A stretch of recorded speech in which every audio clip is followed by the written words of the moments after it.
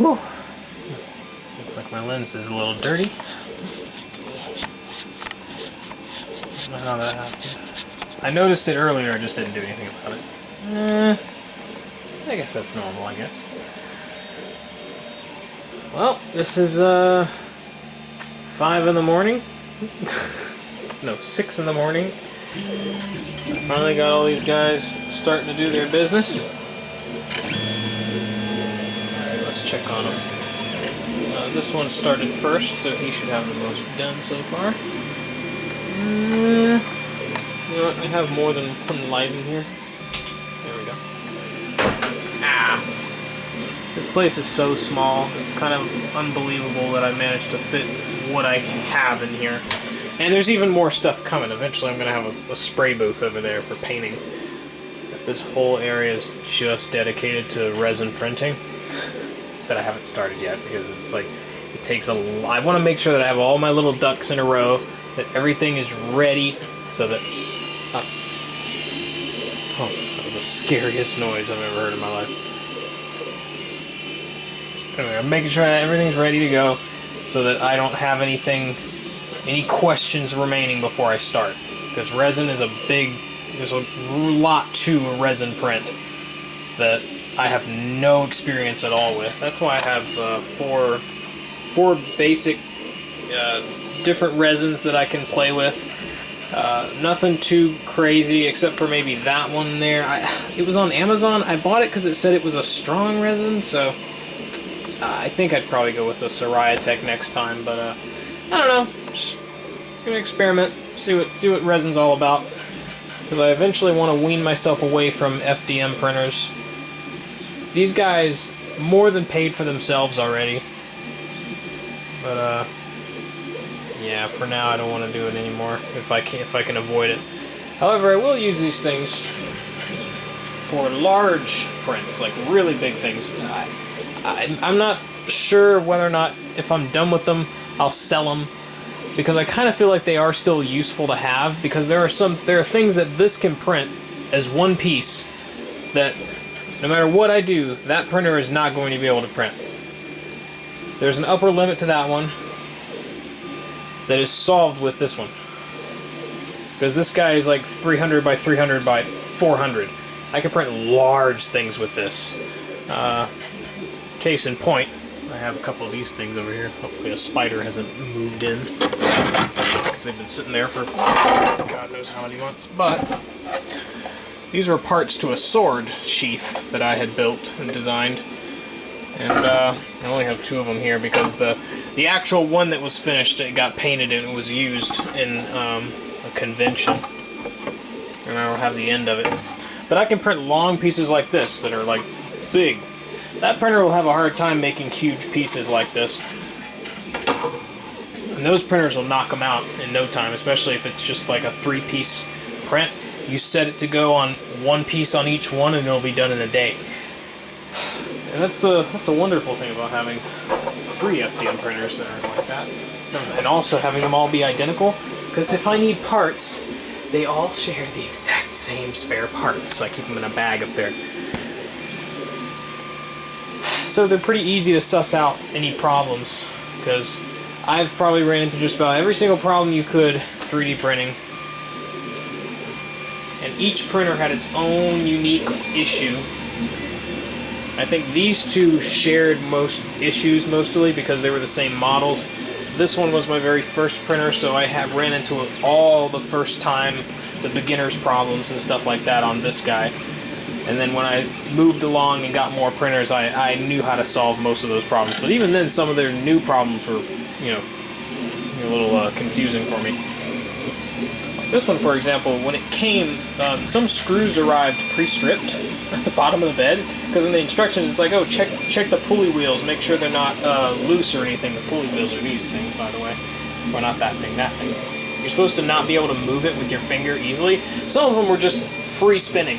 I was like, well, that's great. So I went in there to try to tighten them, and then some of the nuts were already stripped, and I go, well, that's... whoops. And then the bed was like, as a result, the bed would, like, when it moved back and forth, it would actually plane slightly in a direction when it was moving back and forth, because it wasn't, because some of the pulley wheels were like off kilter because they were stripped and I couldn't adjust them. I was like, God, I had to completely disassemble this whole thing in order to fix it. It arrived really... Either it got damaged in transit, or the person putting it together... Well, they were stripped, so the person putting it together messed up and I had to try to fix it. But thankfully I had some spare parts, but I do not have spare screws yet.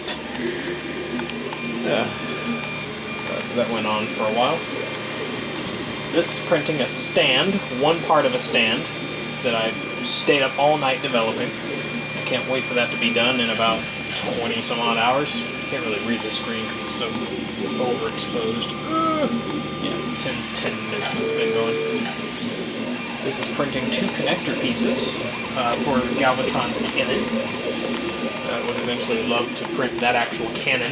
The first thing I'm going to print on these printers is going to be his cannon, because I think that the resin printer can knock it out. I'm going to use that clear filament back there, and then I'm going to dye it with these alcohol inks right here. And I have lots of little containers and things. This is for cleaning.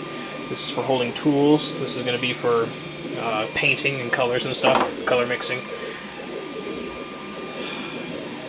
I can theoretically start on resin printing now. Let's see, what do I have left to do? I've already got my station kind of organized the way I want it. I know what...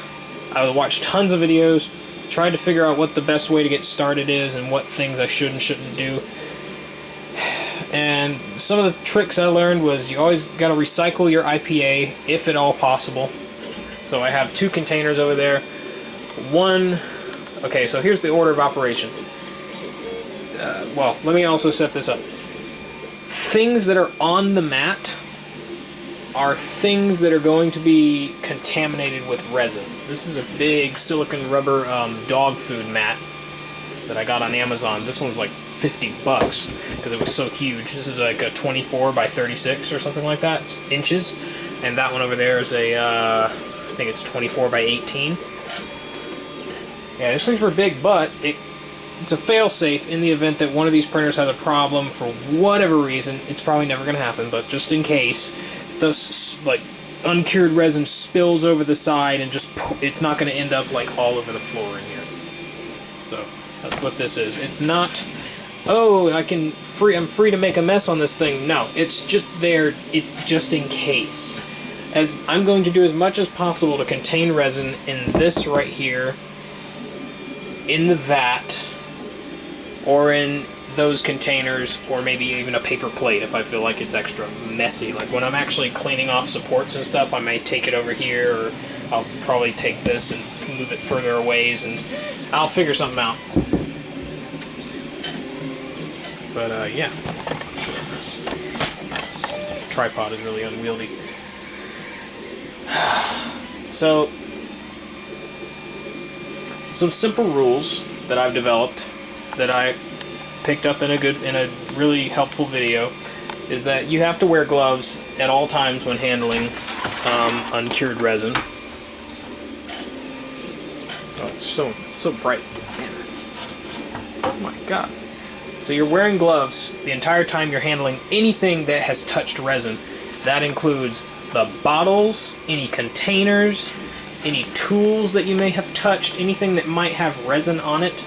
You always have to wear gloves because it'll agitate your skin and whatnot. You also always have to wear a mask. And so I developed simple rules to kind of contain the spread of resin. I picked these up from videos. One rule is that try to organize your space into... You can write this down if you want, but I think I have it logically organized to where I will never mess this up. I kept it very simple. There are things that are dirty, that will always be dirty. So never touch them without gloves. And those things are pretty much everything. But there are going to be a few things that are always going to be clean. And this is why it's easy to remember. So the dirty things, never touch without gloves.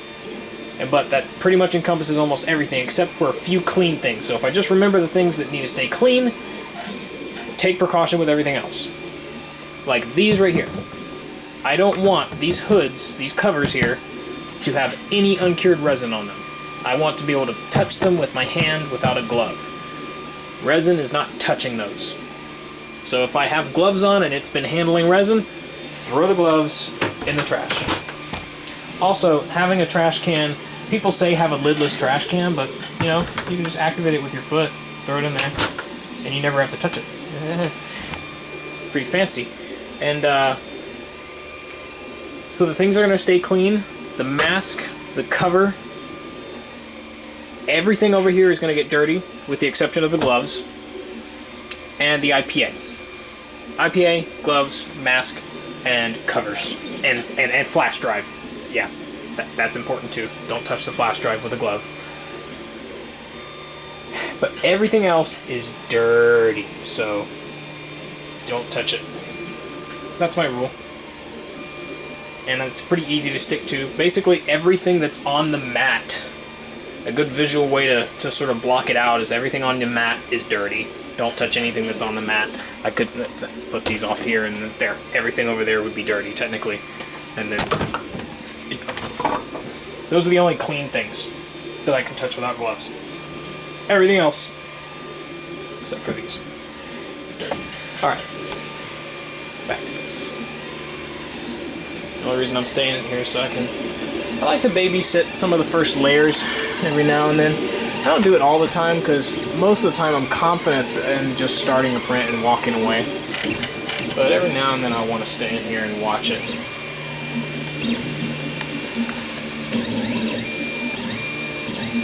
It sucked to leave, go to bed, wake up 5 hours later, expecting to come in here and see Christmas, and then really it's just like a bunch of failed prints. I know that feeling. But thankfully, I've never had that happen. Like, I always check it, even if it's, especially if it's like a super long print, like a print that's going to take like a day and a half or something like that, or 30 hours. I will always stay in here and watch the first few layers of that print specifically, just because I know it's going to take forever. Yeah, this is the workshop. Got stuff up there. You got storage for toys and things that are living next to it. Really, it's just this shelf that's being occupied for business stuff. And there's my permit. So yeah, I can turn all this stuff off, put this stuff back. I keep this here just for now. I mean, being real, because I have to consider what's going to go here. I bought a spray booth that's going to go right there, so that eventually. And I'd like to have other workstations, but I mean, look how small this space is, man. Look at this place. What other workstations? Unless I sell one of those printers, maybe I can free some room over here, but this doesn't need to be here. Just put those back where they were gotten. Just don't have anywhere to put them. Got a really jerry-rig crap in here. So, in this area, there's going to be a spray booth that will pretty much doctor up any of the crimes that may have happened on the resin prints. Because the resin prints, they're going to come off, and I may find that even though I bought some red colored resin, I will find that some of these resin prints are just... I'll find that maybe the colored resins aren't very effective because there's not a lot of options when it comes to colored resins. Not like, you know, PLA or FDM printer filament, because look how many different colors you can get. You can get oranges, you can get golds, yellows, blacks, whites, grays, every color under the rainbow, including rainbow colors, which I am tempted to order just to make some cool looking, oily looking prints. But you can get a lot of colors in FDM filaments, but you cannot get that many resin colors because I guess people just assume that you're going to paint the piece or it's just used for prototyping and you don't really want to sell it. But in my case, I actually want to sell resin prints after they've been cured. So there's going to be a lot of post-processing, and part of that post-processing work is actually going to involve painting. So I need to have a good station for that, and I want to use airbrushing. That would be a much better solution. I mean, spray paint is fine to just get you by, but... And I can still use, you know, spray cans over here until I get a proper air compressor and a little airbrush. So that's what I'll do for the time being. I got a clear coat can up there, and I got some metal cans over here. but nothing colored yet, except for, well, I ran out of black. I have to go buy some more black. Yeah, I can't wait to do some resin printing. Alright, it's late. I'm filming just because I want to keep up with a video diary every now and then, because I don't actually record this very much. I take a lot of pictures, but I never really record or show this area in work and in process. I do have to consider the power usage in this room. I have 2 backup batteries that support 2 machines. So that battery can, if the power goes out on that outlet, that battery can support these 2 printers for around an hour and a half to 2 hours without power, if the power goes out. Same for that one. It supports this printer, but it also supports these.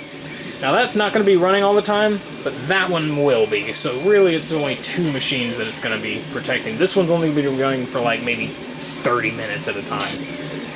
Unlike that, which will be printing for a day or several hours. I don't know how long resin prints take. I've never printed on a resin printer before. There's a lot of questions. Yeah, but I'll record that just for posterity's sake. Okay. Good night.